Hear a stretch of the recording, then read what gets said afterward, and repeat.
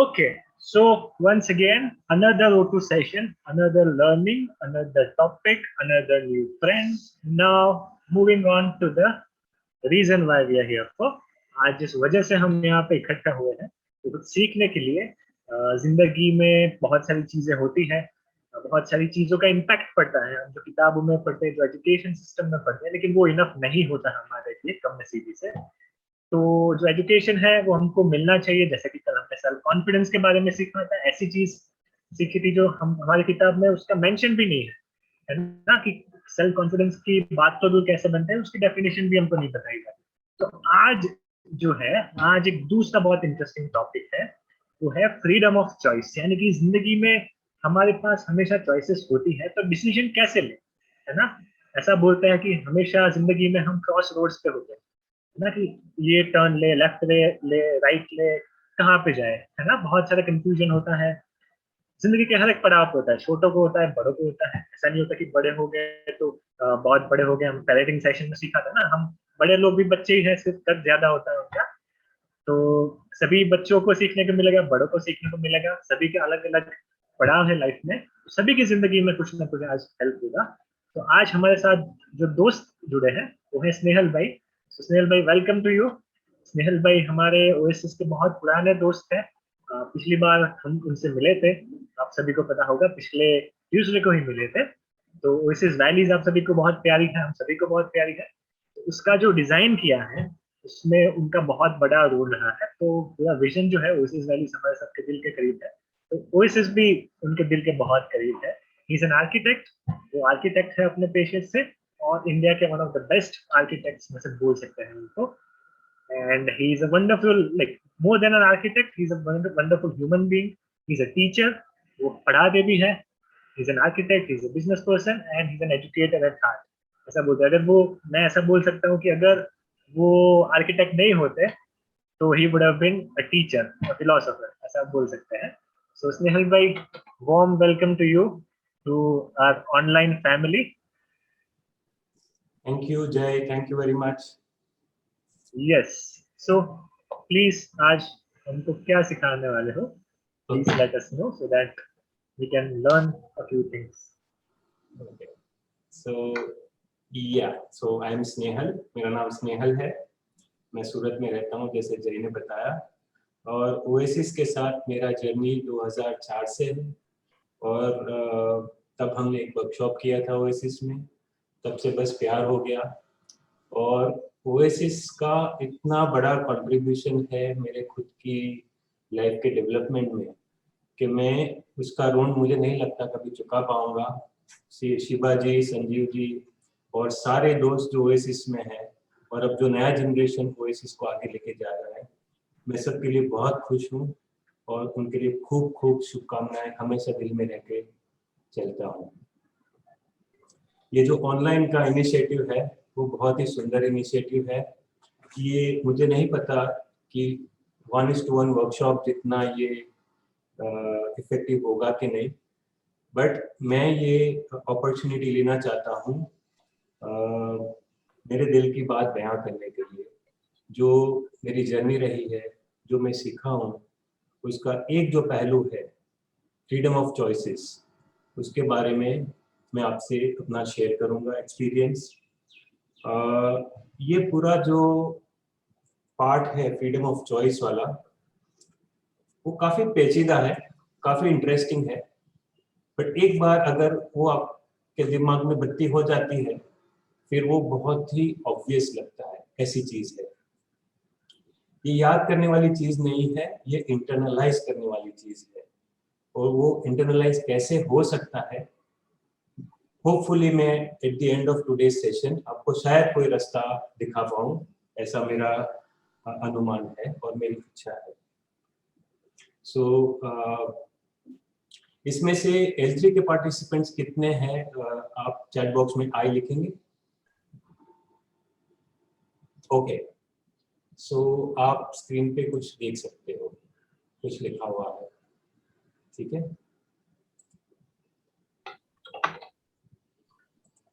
I am responsible for what happens in my life. आप नसीब में मानते हो?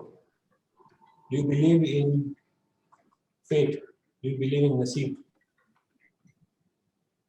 या आप ऐसा समझते हो कि जो भी आपके साथ होता है वो आपके हाथ में है? क्या लगता है आपको? You can write in the chat box. I'll ask in another way. किसको लगता है कि उसके लाइफ में जो होता है उसके लिए वो स्वयं जवाबदार है? जस्ट वो लोग आई लिखेंगे चैट बॉक्स में. Very much. सो आप सब मानते हो कि आपके जीवन में जो होता है उसके लिए आप जिम्मेदार हो.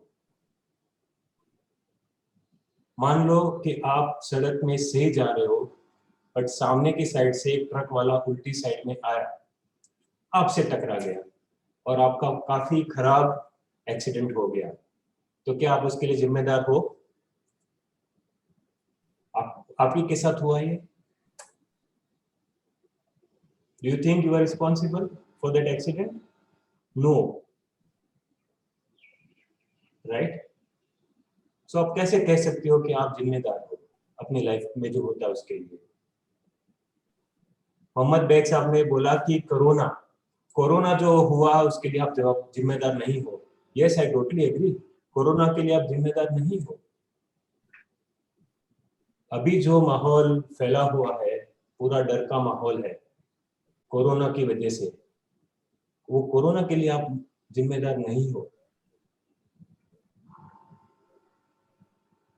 जब लास्ट फरवरी में ये कोरोना का भूचाल जो आया था हमारे जीवन में,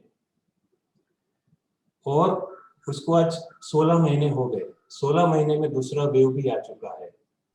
काफी लोगों ने काफी नजदीक से मौत को देखा है. काफी लोगों ने अपने रिश्तेदार को गंवाए हैं. काफी लोगों ने अपनी जॉब्स गंवाई है. तो बच्चे 16 महीने से स्कूल नहीं गए हैं. काफी सब कुछ हो रहा है जो नहीं पसंद है. हमारे साथ ये सब हो रहा है. ठीक है, तो उसके लिए हम जिम्मेदार नहीं हैं. तो मैं आपको बताना चाहता हूँ कि हमारे साथ जो होता है उसके लिए हम जिम्मेदार नहीं है. तो अगर हमारे कंट्रोल में चीजें नहीं है तो फिर हमारे कंट्रोल में क्या है? What is it that we can control?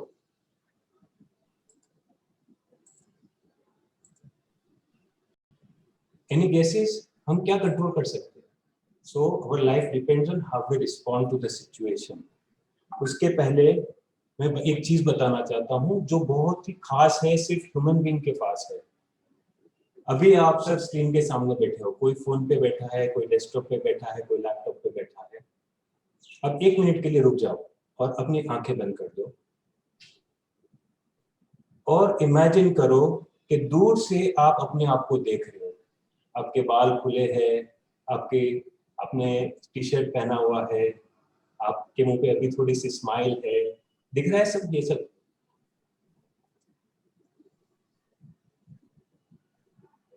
और गौर से देखो क्या दिख रहा है. एग्जैक्टली आपको दिख रहा है कि क्या कर रहे हैं आप. आपके हाथ की पोजीशन क्या है, आपके पैर की पोजीशन क्या है, आप कुर्सी में टिकाकर बैठे हो या बेड के ऊपर बैठे हो, सब कुछ दिख रहा है आपको. जबकि आप वहां नहीं हो. अभी आप आंख खोल सकते हो. ठीक है, सो ये जो पावर है वो सिर्फ ह्यूमन बीइंग के पास है. 1 सेकंड के लिए और सोचो, अभी आपका मूड कैसा है? आपको अंदर से हैप्पी फील कर रहे हो? कुछ टेंशन है? आप महसूस कर सकते हो क्या हो रहा है आपके दिमाग के अंदर. आप देख सकते हो, मैं सलोनी को देख सकता हूँ. सलोनी अंदर से बहुत खुश है. सलोनी खुद भी देख सकती है कि वो बहुत खुश है. हल्की हल्की सी स्माइल मुंह पे आ रही है. उसके सामने सरिता टेंशन में दिख रही है. ठीक है, सो ये बहुत ही अलग चीज है कि जहां पर हम एज अ इंसान अपने आप को देख पा रहे हैं. और ये जो देख पा रहे हैं वो एक नायाब तोहफा है जो भगवान ने हमको दिया हुआ है. ये जो तोहफा है वो सिर्फ इंसान के पास है. बंदर ऐसे नहीं कर सकता. बंदर बैठ के इमेजिन नहीं कर सकता कि वो खुजला रहा है, देखो वो मैं ये कर रहा हूँ, मैं वो कर रहा हूँ. वो सिर्फ उसके अंदर होता है. वो बाहर जाके अपने आप को नहीं देख सकता. ठीक है, सो ये पॉलिसी, ये है प्रिंसिपल ऑफ अवेयरनेस. और ये जो अवेयरनेस है, सेल्फ अवेयरनेस है, वो ये एक ही चीज है जो हमको एक मेच्योरिटी के स्टेप बाय स्टेप आगे लेके जाएगी, हमारे डिसीजन मेकिंग में हेल्प करेगी। जितने टाइम हम अवेयर नहीं होते हैं उतने टाइम हम डिसीजंस गलत लेते हैं। ऐसा हमने काफी बार देखा हुआ है। हमने गुस्से में किसी को अनाप शनाप बोल दिया, बाद में हमको एहसास हुआ कि यार ये सब नहीं बोलना था मुझे, क्यों बोला मैं ये, होता है ना। सो विच मीन्स उस टाइम पे ये अवेयरनेस नहीं होती है। तो ये अवेयरनेस जितना टाइम बनी रहेगी उतना हम बेटर डिसीजंस अपना ले पाएंगे। सो ये प्रिंसिपल ऑफ सेल्फ अवेयरनेस है। आपको क्या लगता है आपका सबसे ज्यादा कंट्रोल किसके ऊपर है?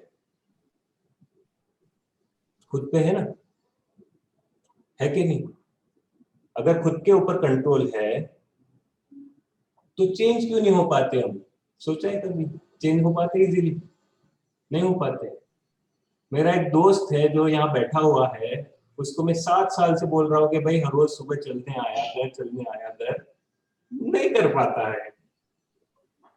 पिछले कुछ समय से कर पा रहा है, मतलब कुछ ना कुछ सही हो रहा है, कुछ वो सोच रहा है जिसकी वजह से वो हो रहा है।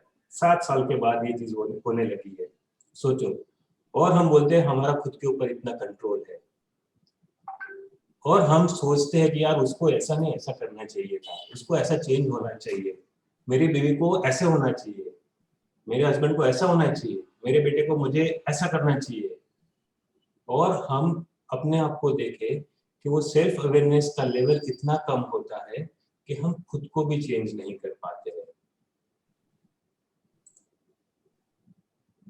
और जीवन में क्या होता है, हर एक मोड़ पे एक चौराहा होता है।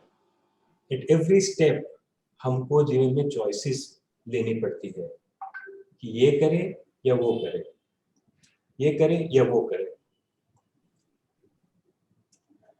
देखो कोरोना आया, कोरोना का गुजरात में लॉकडाउन हुआ शायद 25 मार्च से। As an office, so we are about 50 people in the office, तो एज एन ऑफिस हमने क्या किया, तो हमने उसके 4 दिन पहले एंटीसिपेशन में जूम का ट्रेनिंग किया पूरे ऑफिस का। सबके घर पे सर्वे किया कि किसके यहाँ कंप्यूटर है नहीं है, क्या इक्विपमेंट है, इंटरनेट है, कैसा है नहीं है, और जहां जहां जो भी नहीं था वहां उसको सेट कर दिया। रिजल्ट क्या था कि वो 2 महीने का लॉकडाउन जो एब्सोल्यूट लॉकडाउन था गुजरात में, we did not lose a single working day. ठीक है। And then I see lot of people, lot of other offices, जो मेरे दोस्त है वो लोग पागल हो गए 2 महीने में कि उनको वो बोर हो गए, उनका काम नहीं हुआ, कुछ नहीं कर पाए। एक ही सिचुएशन में 2 लोगों ने 2 अलग चॉइसेस ली। ठीक है। तो कोई भी एक घटना होती है और हम उसका एक रिस्पॉन्स देते हैं, उसके बीच में एक समय होता है जिसमें हमको एक चॉइस लेनी होती है, और वो जो चॉइस है वो बहुत ही मायना रखती है, वो बहुत इंपॉर्टेंट रहती है। और वो जो चॉइस लेने का पूरा जो प्रोसेस है दैट इज प्रोएक्शन। प्रोएक्शन मतलब पहले आप अपनी सारी चॉइसेस को समझते हो, जब एक घटना होती है और जब आप कुछ उसका एक्शन लेते हो, उसके बीच में क्या क्या पॉसिबिलिटीज है सारी आप चेक करते हो, एंड फिर आप एक करेक्ट चॉइस लेते हो। Now that is called proaction. This whole freedom of choice is has always been there, वो हमेशा हमारे पास थी, पर ये अवेयरनेस ना होने की वजह से वो चॉइसेस हम नहीं ले पाते।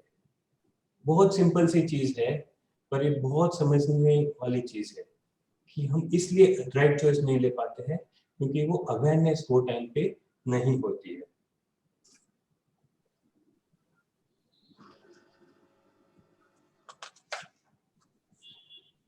आपको एक क्विक एक्सरसाइज करनी है। आपको यहाँ जो भी दिखाई दे रहा है उसमें स्पेसेस डाल के आपको वो सेंटेंस चैट बॉक्स में लिखना है।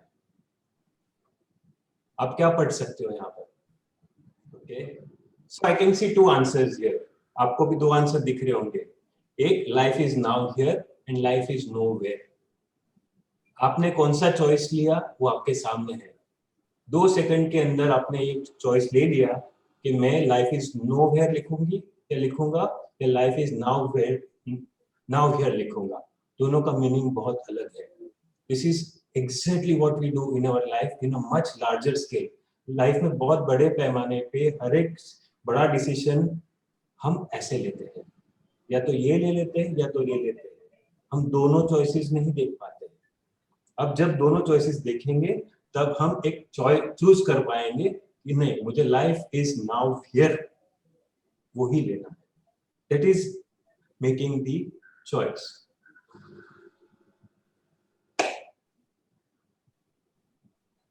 मैं किसी से आपको मिलवाना चाहता हूं। ये मेरी मॉम है।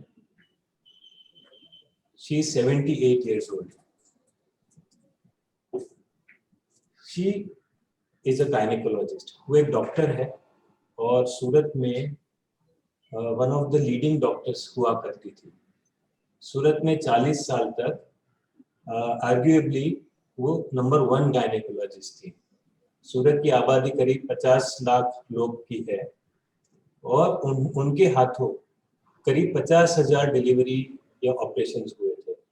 सो आज की सूरत की आबादी के 1% बच्चे उनके थ्रू इस दुनिया में आए हैं। बहुत ही मेहनती और बहुत ही शांत। आप अभी भी उनकी मुख मुद्रा में देखेंगे तो एक शांति आपको नजर आएगी। मैं आपको उनके बारे में कुछ बताना चाहता हूँ क्योंकि मुझे लगता है कि ये बताना जरूरी है। She is 78 right now. When she was about 65 years old, करीब वो 65 साल की थी, तब मेरे फादर को कैंसर डिटेक्ट हुआ पैनक्रियास का, और 1-1.5 साल बाद उनका देहांत हो गया। मेरे फादर भी आंख के डॉक्टर थे और वो भी लीडिंग डॉक्टर थे सूरत के, और दोनों काफी एक तरह से सेलिब्रेटेड या वेल नोन कपल था मेडिकल फील्ड में पूरे सूरत में। अब पापा के जाने के बाद मम्मी टूट गई। मम्मी को लगा अभी लाइफ में क्या रखा है, there is nothing to do, practice कितना करेंगे। तो उन्होंने प्रैक्टिस तो तब छोड़ दी थी। She was 65, about 65 then, और she was in depression. वो हर रोज पता नहीं कितनी गोलियां खाने लगी नींद के लिए, और उसकी हेल्थ भी काफी वीक हो गई, and she started putting on weight also like anything. So करीब 1 साल ऐसा गया जब वो हर रोज दुखी होती थी। काफी बार मैंने उनको रोते हुए देखा है, and she just felt lost after such a successful career spanning 40 years. 40 साल की इतनी सक्सेसफुल करियर के बाद वो इतना लॉस्ट फील कर रही थी। तो उन्होंने क्या किया, एक दिन उन्होंने तय किया कि ऐसे जीना उनको मंजूर नहीं है। उनकी दिली तमन्ना थी कि उनको स्विमिंग आना चाहिए। At 65, she enrolled for a swimming lessons. वो स्विमिंग सीखना उन्होंने शुरू किया। उनको स्लो हुआ, 1-1.5 साल तक उन्होंने कोशिश की, और फाइनली वो 1 लैप स्विम करने लगी। सो उससे उनको एक कॉन्फिडेंस आया। छोटे बच्चे की तरह मैं ऑफिस से जाता हूँ तो मुझे बताती थी कि आज उन्होंने इतना स्विमिंग किया, इतना ये किया। उसके बाद जो प्रैक्टिस उन्होंने छोड़ दी थी, तो उनको लगा कि ऐसी बहुत सारी औरतें हैं 35 प्लस जिनको मेनोपॉजल टाइम में इश्यूज आते हैं, साइकोलॉजिकल इश्यूज आते हैं, फिजियोलॉजिकल इश्यूज आते हैं, और वो सब के लिए कोई भी अच्छी साइंटिफिक ट्रीटमेंट सूरत में उपलब्ध नहीं है। तो उन्होंने ढूंढ लिया कि मेनोपॉजल सोसाइटी का एक एग्जाम होता है, इंडियन मेनोपॉजल सोसाइटी का, जो आप ऑफिशियली वो पास करके आप मेनोपॉजल प्रैक्टिशनर बन सकते हो। So she started studying for that, और उन्होंने 1 साल के अंदर वो एग्जाम चेन्नई जाके दिया, और उसको क्लियर किया. So she became the first menopausal practitioner in सूरत. उसके बाद उसको बड़े पैमाने पे अवेयरनेस लाने के लिए उन्होंने क्लब 35 प्लस चालू किया, जिसमें उन्होंने एनकरेज किया लेडीज को जो 35 प्लस है, 40 प्लस है, जो काफी ये डिप्रेशन से जा रही है, और ये उनको इकट्ठा करके एक क्लब स्टार्ट किया. और वो क्लब में through scientific health information plus social gatherings, जिससे उनका कॉन्फिडेंस बढ़ सके टू अ लेवल कि उन्होंने एक फैशन शो स्टार्ट किया जो सूरत का सबसे one of the biggest hit events हो गया, fashion show and dance show, जिसमें all these ladies from 35 to 70 years they perform dances. वो डांस करती थी और एक बहुत ही सुंदर इवेंट होता है सूरत में हर साल. पिछले 2 साल से अनफॉर्चुनेटली नहीं हो रहा है और because of the Covid, but that is what she did. इससे उसका मन नहीं भरा. She started learning painting. मेरा एक बचपन का दोस्त है जो अभी ड्राइंग टीचर है, तो उसने उसको ढूंढ निकाला और उसने पेंटिंग स्टार्ट किया. That was not enough. She said कि मुझे फोटोग्राफी सीखनी है, तो एक ऑटोमेटिक डीएसएलआर लाके दिया and she started learning photography from another friend of mine, Chittaranjan भाई करके हैं. He is a good photographer. तो उनके घर जाके वो सीखने लगी.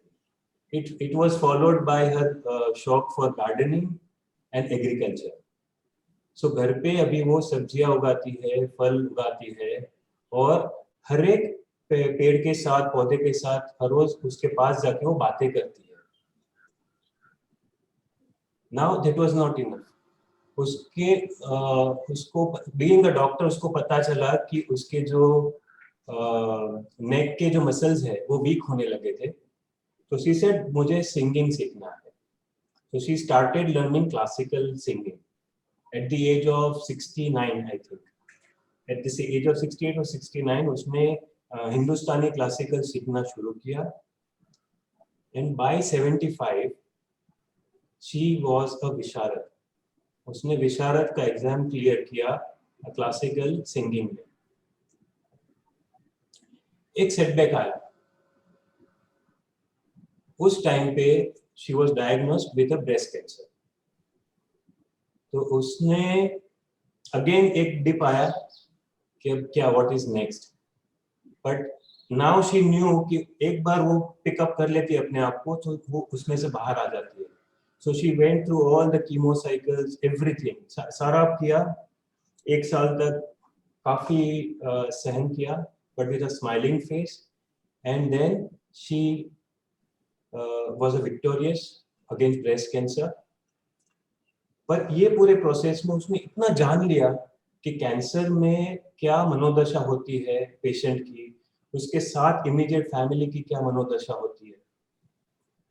तो जैसे ही वो बाहर आए, she found out an NGO called Sanjeevani. एक बॉम्बे बेस्ड एनजीओ है जो 11 या 12 सिटीज में काम कर रहा है.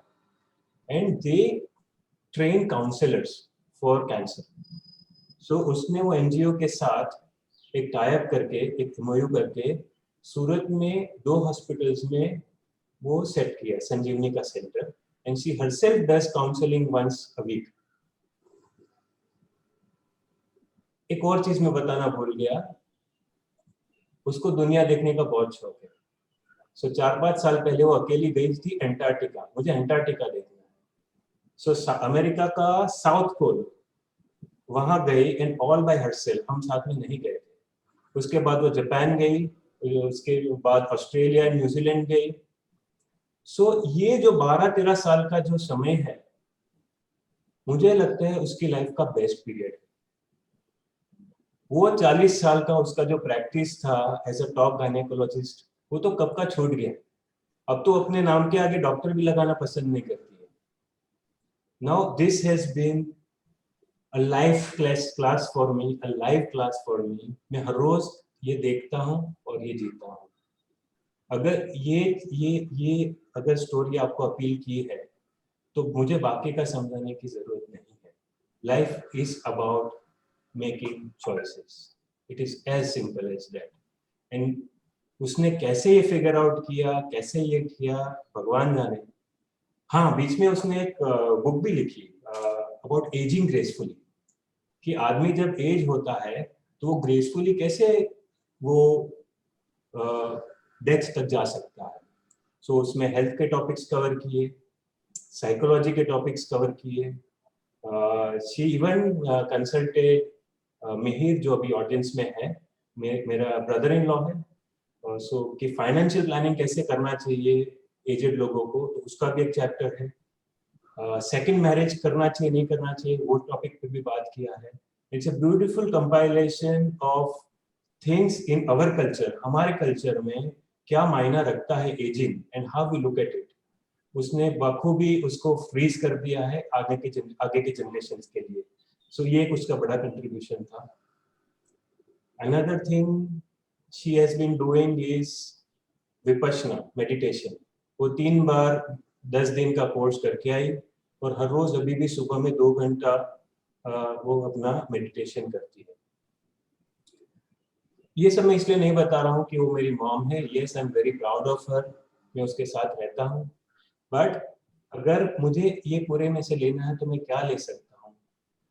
तो मैंने at the age of 40 I decided कि मैं अपने बुढ़ापे के लिए कुछ 2-3 चीजें चालू करूंगा which will help me in my old age. So I started learning drums, learning to play drums. Drums इसलिए क्योंकि वो बहुत ही difficult instrument है, 7 चीजें बजानी होती है and it requires a very high alert mind. So अगर मुझे अल्जाइमर से लड़ना है मेरे बुढ़ापे में, then drumming is something which is going to help me. ये मैं उससे सीखा, उसकी लाइफ से सीखा। So this is what I learned and I had to implement. I started implementing in my life.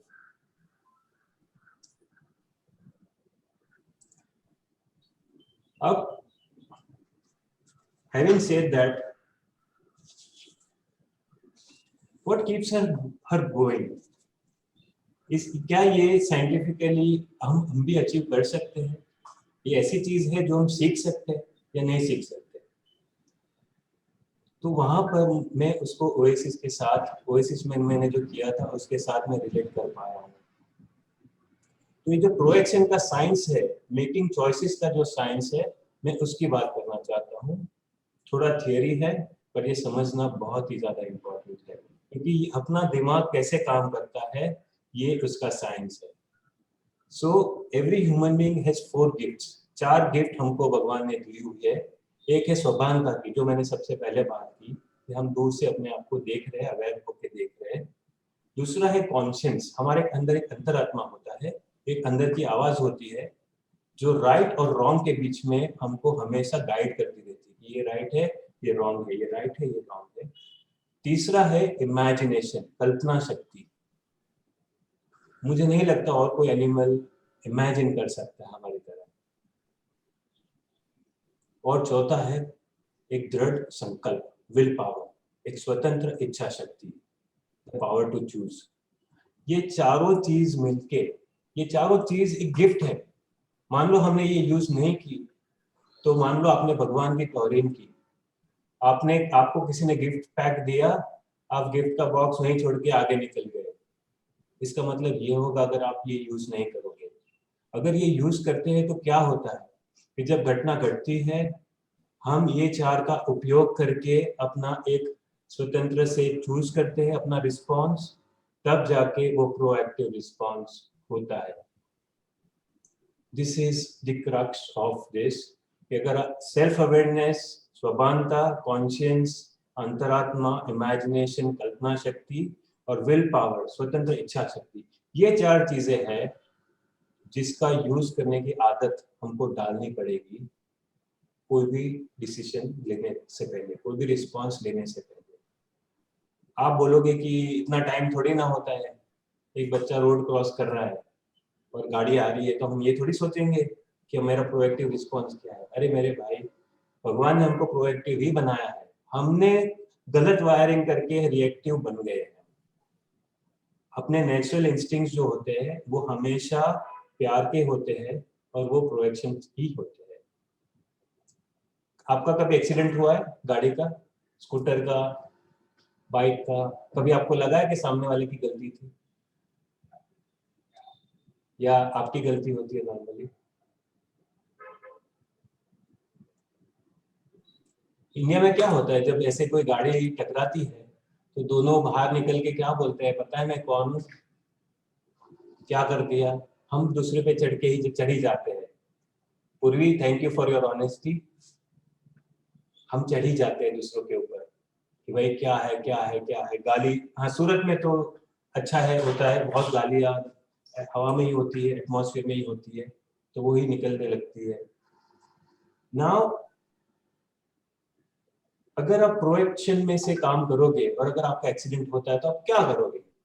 आप गुस्सा तो पहले नहीं होगे, आप सिचुएशन को समझने की कोशिश करोगे और फिर ये करोगे। सो इस मौके पे रिएक्टिव पर्सन क्या करेगा?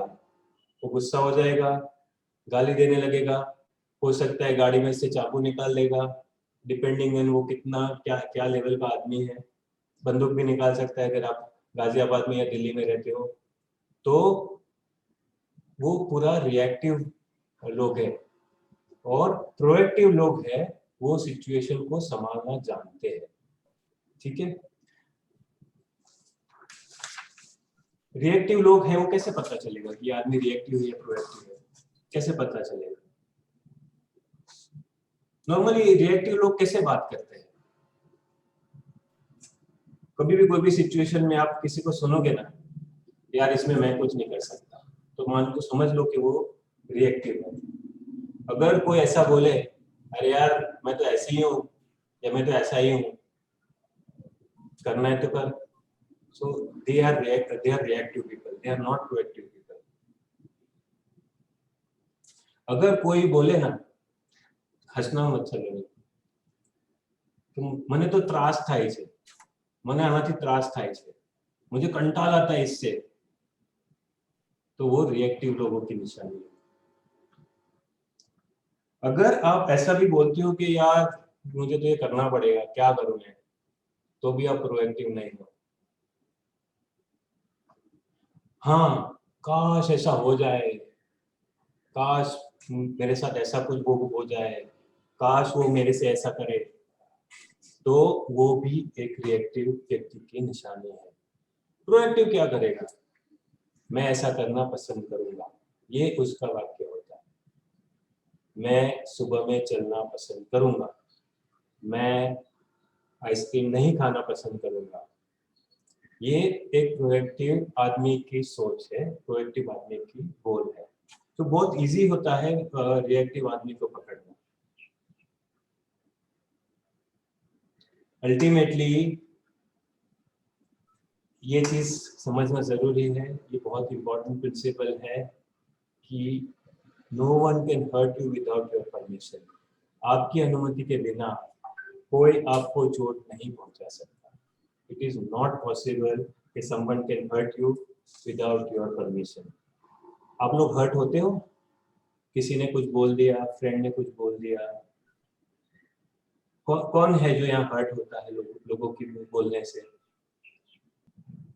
सो बाकी लोग हर्ट नहीं होते ऐसा मैं समझूं?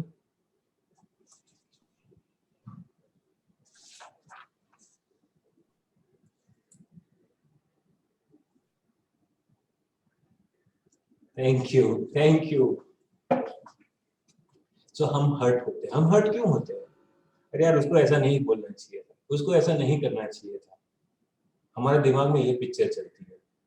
ये पिक्चर क्यों चलती है?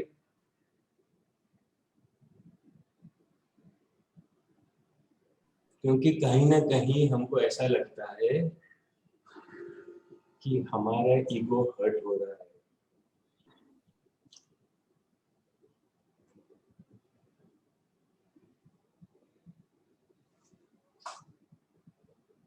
अगर आप प्रोएक्टिव हो तो आपको ये समझ लेना पड़ेगा कि अगर आपको कोई हर्ट कर सकता है तो आप प्रोएक्टिव नहीं हो, आपको वहां अभी जाना है। मैं आपको एक अपना इंसिडेंट बताता हूँ। प्रोफेशनल बड़ा इंसिडेंट है। सूरत में, सूरत इज नोन फॉर डायमंड्स, हीरे। दुनिया के करीब 80 से 90%, दुनिया के बता रहा हूँ, 80 से 90% हीरे सूरत में तराशे जाते हैं, सूरत में उसका पॉलिशिंग होता है। तो बकायदा इतनी बड़ी इंडस्ट्री है, करीब 5 लाख लोग इसमें काम करते हैं।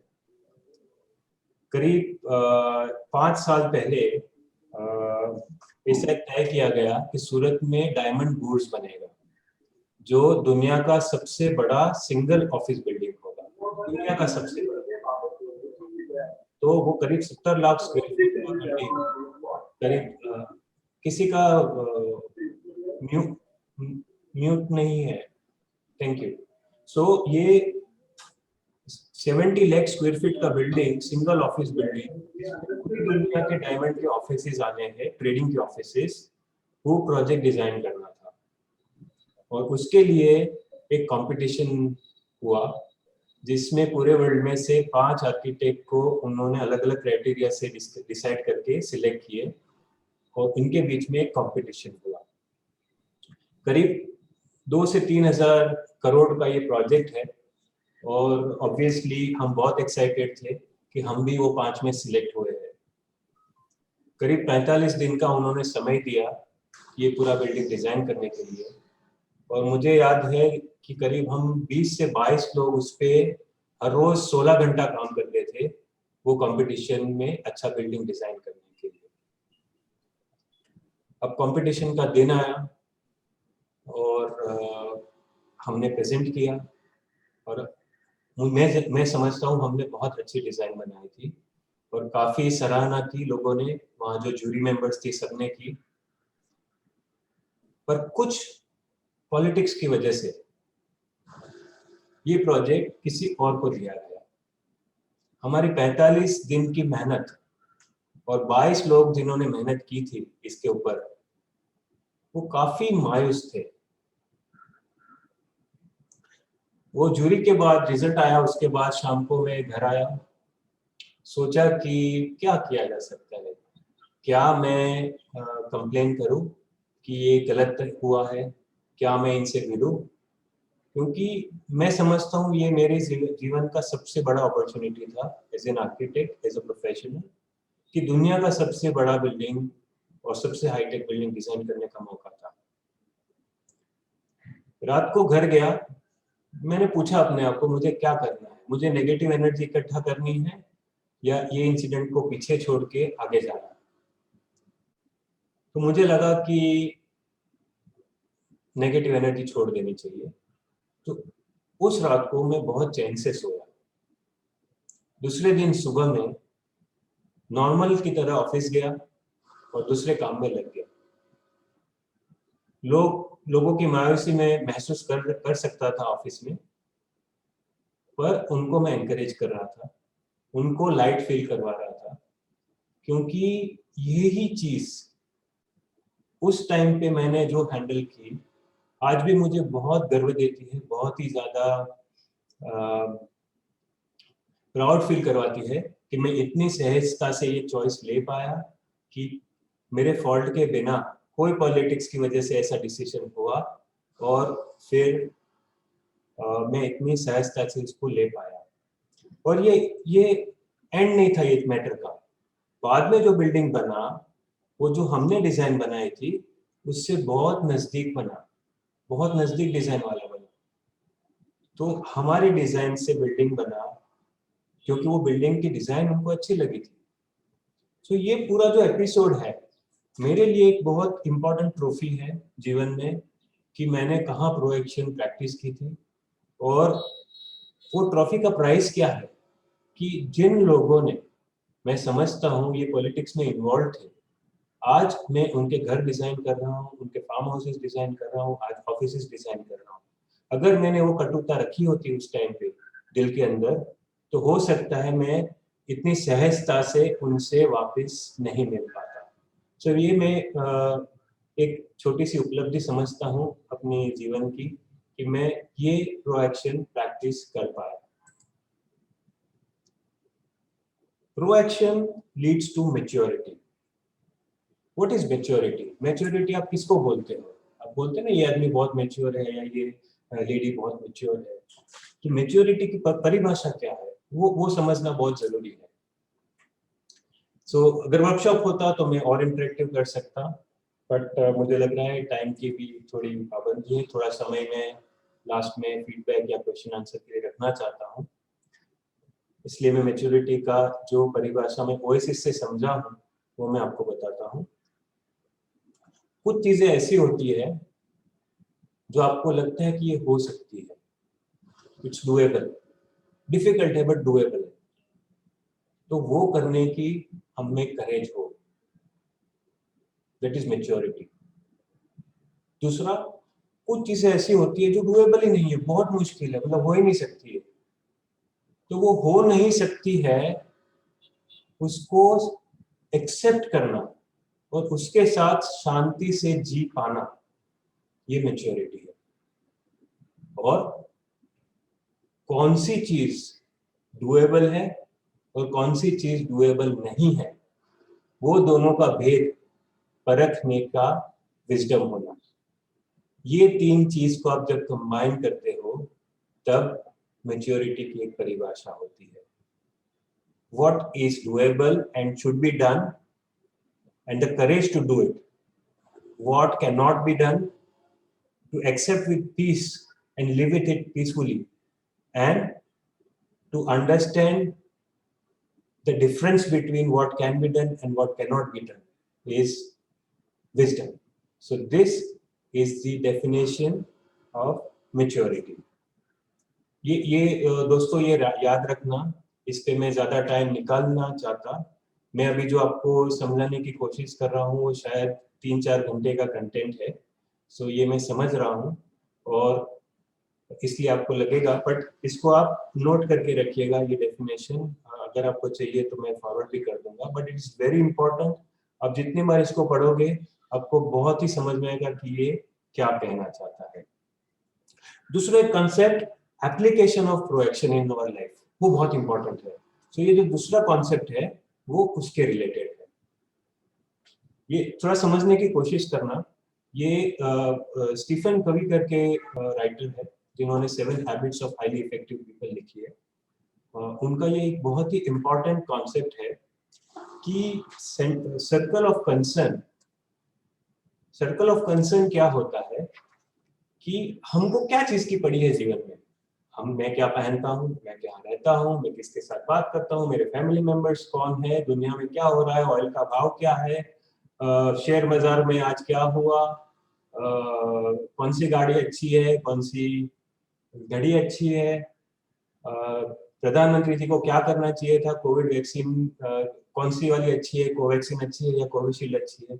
ये सारी चीजों के बीच में हम घिरे हुए हैं, बहुत सारी चीजों में घिरे हुए हैं।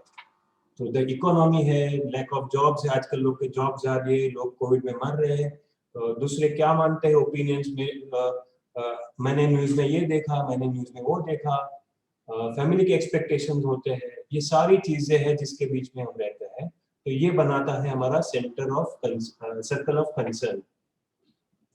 सर्कल ऑफ कंसर्न बड़ा होता जाता है और वो हमको दबाता जाता है, और इसकी वजह से हम स्ट्रेस फील करते हैं, बहुत ज्यादा स्ट्रेस फील करते हैं, क्योंकि चीजें बहुत सारी है, जीवन आसान नहीं है और बहुत सारी चीजें हम हैंडल करते हैं। उसके सामने सर्कल ऑफ इन्फ्लुएंस वो चीज है जो हमारे हाथ में, हम कर सकते हैं, जैसे हमारे कमिटमेंट्स है, हम क्या सीखते हैं, हम किसके साथ समय गुजारना चाहते हैं, हम क्या प्रवृत्ति करना चाहते हैं, तो बहुत सारी चीजें हैं जो हमारे कंट्रोल में। वो कंट्रोल वाली चीज वो सर्कल ऑफ कंसर्न में से ही आती है, पर अगर हम उसको आइडेंटिफाई करें और बस सिर्फ उस पे फोकस करें और किसी चीज पे फोकस ना करें, न्यूज में जिसको जो बोलना है बोलने दो, वर्ल्ड इकोनॉमी को जो होना है होने दो, आपके हाथ में क्या, आप क्या अपनी लाइफ का से क्या कर सकते हो जिससे एक फुलफिलमेंट मिले, उस पे जब आप फोकस करते हो तो आपका सर्कल ऑफ इन्फ्लुएंस आपको पता भी नहीं चलेगा, बढ़ता जाता है, बहुत बढ़ता जाता है, and you start feeling the power, you really start feeling the power, और आपका जो सर्कल ऑफ कंसर्न है वो छोटा होता जाता है, वो पतला होता जाता है। सो प्रोएक्टिव लोगों का सर्कल ऑफ इन्फ्लुएंस बड़ा होता है और सर्कल ऑफ कंसर्न छोटा होता है। उसके मुकाबले जो रिएक्टिव लोग हैं, जो प्रतिक्रियात्मक लोग हैं, उनका सर्कल ऑफ कंसर्न बहुत बड़ा होता है और उनका सर्कल ऑफ इन्फ्लुएंस बहुत छोटा है। वो लोग अपने आप को निसहाय महसूस करते हैं या अनलकी महसूस करते हैं, हेल्पलेस महसूस करते हैं। सो ये पूरा सर्कल ऑफ कंसर्न को सर्कल ऑफ इन्फ्लुएंस में बदलना is your daily practice of proaction. एक क्वेश्चन है मेरा आपसे, आप में से कौन कौन मानता है कि हर रोज एक्सरसाइज करनी चाहिए, फिजिकल एक्सरसाइज हर रोज करनी चाहिए? कौन कौन मानता है? Say aye. It is a safe assumption, मैं ऐसा मान सकता हूं कि हम सब लोग ऐसा मानते हैं। इसमें से कितने लोग ऑनेस्टली बताए कि हर रोज एक्सरसाइज करते हैं?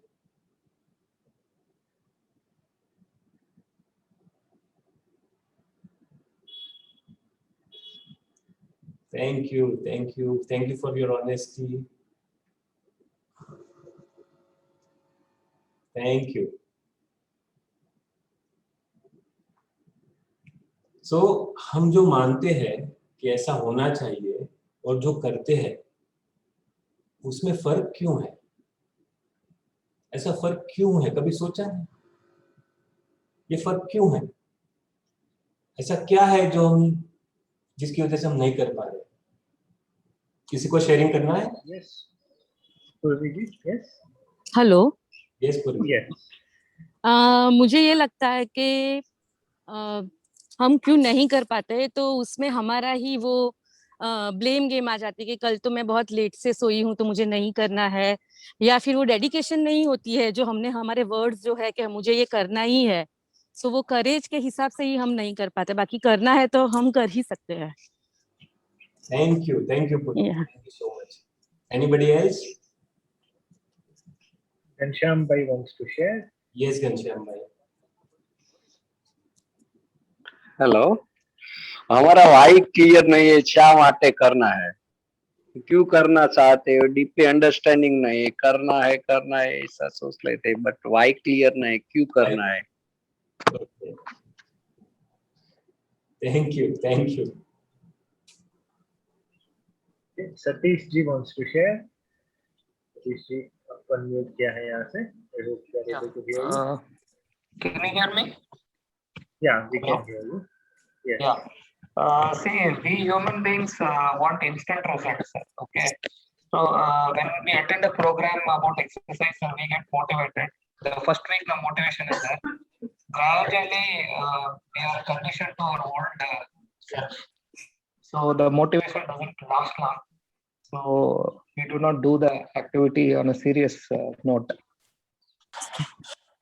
Motivation loss हो जाता है. Thank you so much. So मैं आपको ये बताना चाहता हूँ कि जो रिएक्टिव प्रकृति से जो ऑपरेट करते हैं उनके पास ऐसे आंसर्स होते हैं कि मेरे पास समय नहीं है, या मेरे पास मोटिवेशन नहीं है, या आज बारिश है, या रात को लेट हो गया था, ऐसी, या खाना रात को लेट खाया। ये सारी चीजें जो आती है वो वहीं से आती है जहाँ से प्रोएक्शन गायब है। प्रोएक्शन जहाँ पर है वहाँ एक भी चीज नहीं आती। प्रोएक्टिव लोगों को मूड नहीं होता कभी, पता है आपको? कभी आप बोलते हो ना कि आज मेरा मूड नहीं है। जिस दिन आपने ये बोला ना कि मुझे आज मूड नहीं है, तो वो ऐसी बत्ती जला देना कभी अवेयरनेस कहीं गायब। ठीक है, क्योंकि मूड नहीं होना ऐसा पॉसिबल ही नहीं है प्रोएक्टिव माइंड से जो लोग ऑपरेट करते हैं उनके लिए। So a very nice way to practise proaction is to give commitments. अगर आपको ये प्रोएक्शन प्रैक्टिस करना है तो छोटे छोटे कमिटमेंट्स दीजिए खुद से, दूसरों को, और उसको पूरे करते जाइए एट एनी कॉस्ट। जब आप वो करने लगोगे तो अपने आप आपका दिमाग वो चारों जगह से ऑपरेट करने लगेगा। It's very important to practise. अगर ये चीज अगर हम प्रैक्टिस नहीं कर पाते हैं, then there is no point of listening to a session like this. क्योंकि अगर हम जीवन में नहीं उतारेंगे कोई चीज को तो वो हमारे कोई काम की नहीं है, वो सिर्फ फिर एक पार्टी हो गई, एक घंटे की पार्टी कर दी। But it is very important कि आज आप जब यहाँ से जाओ तो अपने आप को 2-3 छोटे छोटे कमिटमेंट दीजिए और वो हर एक सिचुएशन में अवेयरनेस के साथ पूरे करने की कोशिश कीजिए। अभी हमने एज अ फैमिली एक बहुत इंटरेस्टिंग वर्कशॉप किया, 21 दिन का से नो टू शुगर का था, चीनी का, कि चीनी से हम इतने एडिक्ट होते हैं और वो इतना हमारे जीवन में घुस गया था। और मैं तो बहुत ही बड़ा फैन हूँ डेजर्ट्स का और चॉकलेट्स का और आइसक्रीम्स का, पर जब जाना कि चीनी का क्या इश्यू है और अगर उसको अपनाया तो जो मेरा 45 इयर्स का प्रोग्रामिंग था दिमाग का, वो प्रोग्रामिंग चेंज हो गया। ये 21 दिन के बाद मुझे कोई भी चीनी वाली चीज खाने से डर लगता है, मुझे मन ही नहीं होता। 21 दिन से 23 दिन से मैंने नहीं कुछ चीनी वाला खाया है, एक दिन छोड़ के। तो ये पूरी एक उपलब्धि है, पर वो जब हमने चैलेंज लिया तब जाके हुआ। इसलिए मेरे आप सबसे हाथ जोड़ के विनती है, एक नम्र गुजारिश है कि प्रोएक्शन का पूरा साइंस आपने समझा, आपने मेरी मम्मी को मिला, आपने देखा कि अल्टीमेट प्रोएक्टिव के लोग कैसे होते हैं। मैंने गांधी जी का सुना है, मैंने मदर टेरेसा का सुना है, और मैंने मम्मी को तो देखा है। तो मैं बहुत कन्विंस्ड हूँ कि अगर जीवन को मीनिंगफुल बनाना है, then we must learn how to take decisions, we must exercise the freedom of choice। ये फ्रीडम हमको भगवान ने दी है, उसको अगर हम नहीं यूज करते हैं then we are insulting him, we are हम वो गिफ्ट को ठुकरा रहे हैं। तो ऐसा प्लीज मत कीजिए, and please try to follow these things. अगर कहीं पर भी आपको कंफ्यूजन है, I can take some queries, but before that I would like to communicate my sincerest gratitude to these two books and the two people, Stephen Covey and Sanjeev Shah, for writing these wonderful books। Ultimately एक विचार ही हमारे सोच को बदलती है, और ये दोनों शख्सों ने अपने बुक्स के जरिए, और संजीव भाई ने तो हमको वर्कशॉप भी करवाया था, उसके जरिए लाइफ में बहुत कुछ दिया है, और मैं उनके पूरा जीवन शुक्रगुजार रहूँगा। So with that, I think we are in time. We have about 5 minutes left. तो आप कोई भी क्वेश्चन पूछना चाहो या क्या सीखा वो रिपीट करने से भी याद रहता है। अगर आपको ऐसा कुछ शेयर करना है, क्या आपको अच्छा लगा, तो भी I would be happy to hear that। And अगर आपका कोई सजेशन है वो भी आप दे सकते हैं। So it's all yours. Jay, I would like to request you to unmute people who want to share. Thank you very much. Sure. So किसी को कोई सवाल पूछना है, anybody wants to share, आपके लिए सेशन कैसा था तो आप हमें बता सकते हो। बहुत सारे लोगों ने लिखा है, अगर आप बोल के बताओगे तो। स्नेहल भाई, बहुत ही अच्छी तरह आपने सेशन लिया है, हार्ट टच कर गया है ये पूरा session.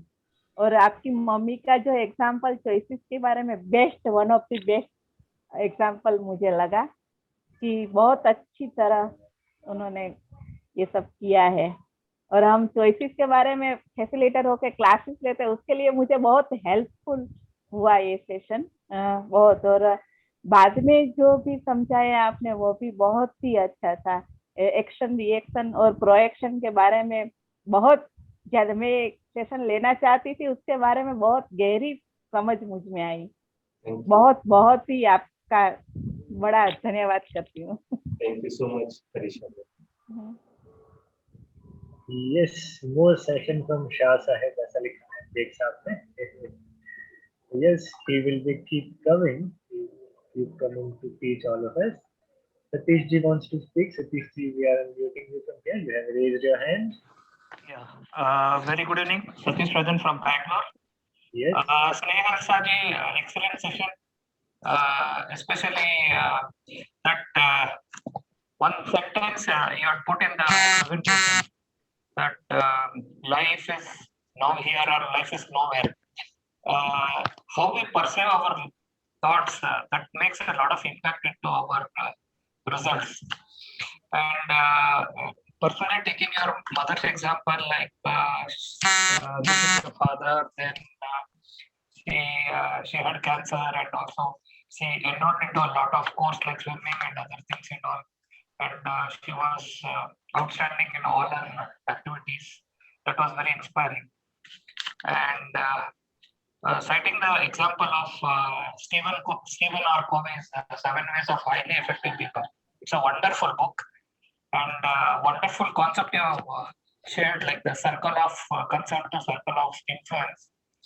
And for everything, it is the accountability and responsibility which matters. Like for any motivation, or if you have to get up early in the morning, like it is personal responsibility that we have to take on our shoulders, and we have to execute it as per our plan.